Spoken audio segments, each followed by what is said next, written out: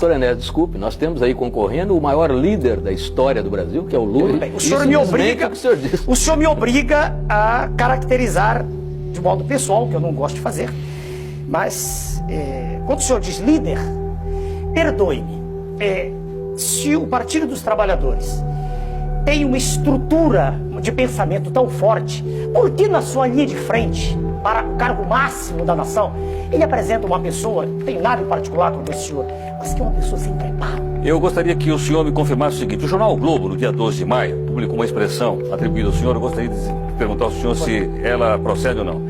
E diz o seguinte: o senhor teria dito que a classe política brasileira é representada pela escória da sociedade. O senhor disse isso? Disse com os mesmos termos. Então, eu quero respeitosamente perguntar ao senhor o seguinte: o senhor se inclui nisso? Não. Por isso não quis ser candidato a nada.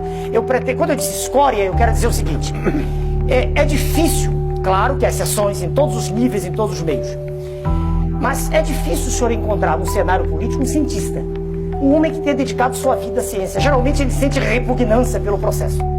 E por que ele sente esse sentimento específico? Porque se criou toda uma imagem, que é a imagem das ruas, não é a imagem da imprensa, é a imagem nas ruas, de uma aversão pelo político. O político geralmente é vaiado. O político geralmente é alguém para quem se olha assim, cheio de vida fácil. E quando a gente acompanha todo o processo, a gente vê que, na maioria das vezes, na esmagadora maioria das vezes, o sujeito se aproxima para tirar vantagem. Ele se aproxima porque ele fracassou na vida profissional.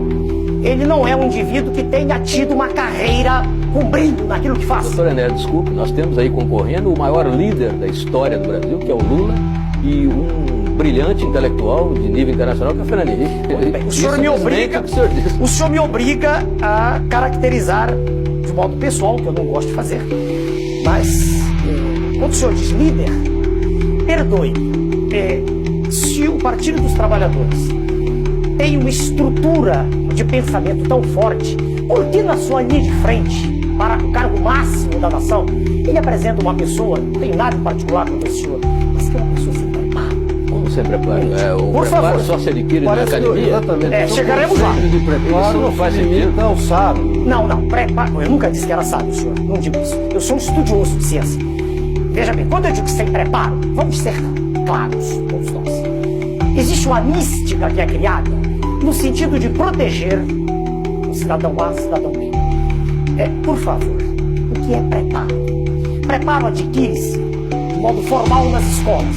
Eu não consigo aceitar, por isso, me sinto muito ruim, senão deixa eu terminar a expressão, o senhor tem todo o direito de redar aqui. Se as escolas não servem para nada, para que elas foram criadas? Não, quem disse que não serve? Só um minutinho. Então, se o curso primário, antigo... As escolas brasileiras hoje servem muito pouco. Bem, eu não fiz a escola atual, senhor. Eu fiz há 50 anos atrás. Sim, mas o senhor concorda que hoje ela serve muito pouco, né? Elas servem pouco, mas é melhor a escola do que a não escola. Permita-me só terminar o pensamento aqui. Se eu não consigo entender que se lance a candidatura da República, não consigo entender, e que haja um aplauso de um grupo, né, a uma pessoa que nunca estudou, que se exprime com muita dificuldade em linguagem falada ou escrita, e que, perdoe-me, fala do que ouve. Eu não conheço nesse senhor, né, candidato do PT, nada que nesse período todo de 79 me tenha impressionado no que concerne alguma análise profunda de questões sérias. Eu nunca vi isso. Eu não sei como uma pessoa que nunca foi educada e nunca educou ninguém pode falar de educação. Eu não entendo. Agora, se o senhor diz que eu estou ofendendo, eu não estou ofendendo. Fazendo um diagnóstico. Você está mostrando um preconceito absurdo. Não é preconceito. Veja o senhor, para dirigir um avião, exige-se um curso de treinamento. Não há nenhuma dúvida. Para dirigir uma escola, exige que a pessoa tenha um diploma. Para ser presidente da República, não se exige nada. Exige que seja um cidadão que tenha legitimidade no seu poder, que tenha o apoio da sociedade.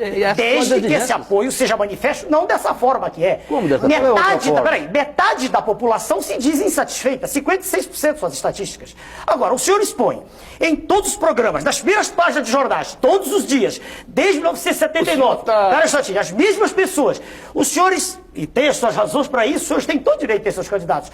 Não, é natural. Por favor. É natural. Em 89, não é essa a questão. É, sim, senhor. Não, senhor, como meus candidatos, nossos candidatos.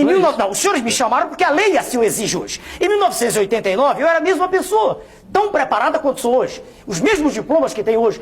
Nunca houve um órgão de comunicação, nunca não. O senhor Jô Soares me chamou, me deu essa oportunidade. Mas ninguém se interessava, era uma pilhéria. eu era um motivo de jocosidade, era uma figura para os senhores histriônica. Estou falando em geral. Pode até haver no conjunto dos senhores alguém que admita, que aprecie o que eu digo. Agora, então, se há o preconceito não é meu.